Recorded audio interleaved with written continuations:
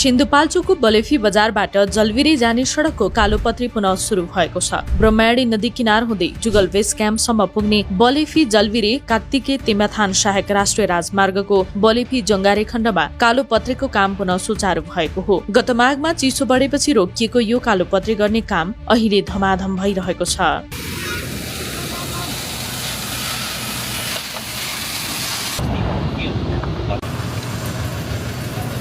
शनिबार सिन्धुपाल्चोक क्षेत्र नम्बर 1 का पूर्व सांसद माधव सापकोटाले कालोपत्री भइरहेको स्थलगत अवलोकन गरेका छन्। उनले सडक निर्माणको विस्तृत जानकारी समेत लिएका छन्। सापकोटाले निर्माण कम्पनीका जिम्मेवार अधिकारीहरूसँग कामको अपडेट मात्र दिएनन्, यो खण्ड कहिलेसम्ममा सकिन्छ भन्ने समय सीमा समेत स्पष्ट रूपमा माग गरे।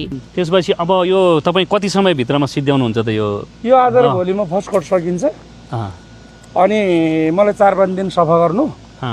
बिडमिनलाई पैसा दिएको 1 महिना अगाडि अहिलेसम्म बिडमिन आइपुगेको छैन। 1 गाडी कमी छ मेरो, बाँकी सबै आइसकेको छ। त्यसो गर्दा तपाईँ यो महिनाभित्रमा अखेर मतलब वैशाख महिनाभित्रमा सबै काम सम्पन्न गरिदिनुहुन्छ? वैशाख महिनाभरि नै नलाग्ला मलाई।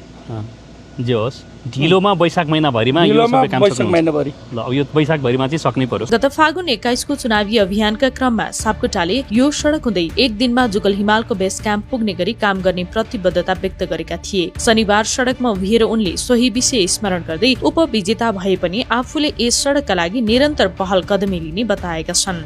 यसलाई हामीले प्रारम्भ गरेका हौं।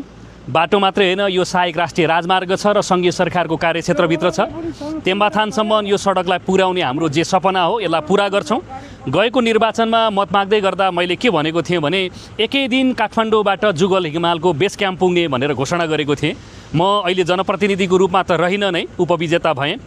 यस्तो परिस्थितिमा पनि यसलाई बजेटलाई निरन्तरता दिने र यो बाटोलाई सम्पन्न गर्ने अठोट सङ्कल्प फेरि म तपाईँहरूका बीचमा दोहोऱ्याउन चाहन्छु र अहिले काम भइराखेको छ। ब्रह्माणी करिडोरबाट बलेफी गाउँपालिका 1, 2, 3, 4 र 5, चौतारा साङ्गाचोकगढी नगरपालिका वडा नम्बर 2, 3, 4 र 5 तथा जुगल गाउँपालिकाका लागि निर्विकल्प लाइफलाइन हो। यही बाटो हुँदै चर्चित जुगल हिमालको आधार शिविर पुगिने भएकाले यो सडकको विशेष महत्त्व छ। यसअघि साँघुरो रहेको यो बाटोलाई पूर्व सभामुख अग्नि सापकोटा र पूर्व सांसद माधव सापकोटाकै अग्रसरतामा सहायक राष्ट्रिय राजमार्गका रूपमा स्तरोन्नति विस्तार र कालोपत्री भइरहेको छ। बलेफी जङ्गारेपछि जङ्गारे जलविरे खण्डमा पनि कालोपत्रीको तयारी भइरहेको छ। यो पटकको चुनावमा उपविजेतामा सीमित हुन पुगे पनि माधव सापकोटा अहिले पनि सिन्धुपाल्चोकका जनताको बीचमा निरन्तर सक्रिय देखिएका छन्। उनको अधिकांश समय निर्वाचन क्षेत्रमै बित्ने गरेको देखिएको छ।